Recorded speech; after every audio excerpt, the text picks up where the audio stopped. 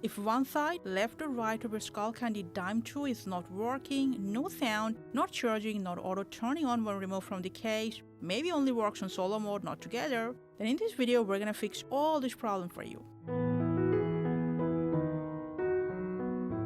Now this can happen due to charging issues, sound setting problems, minor glitches, or hardware problem.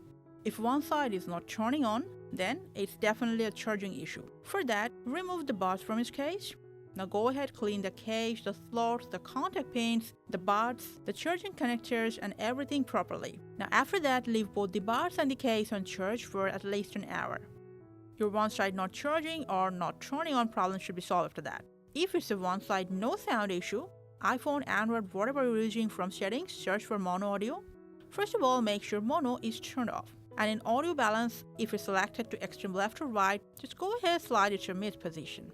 If one side is still not working, there might be some minor glitch behind it. We're gonna reset it, but first, forget or unpair the buds from your device.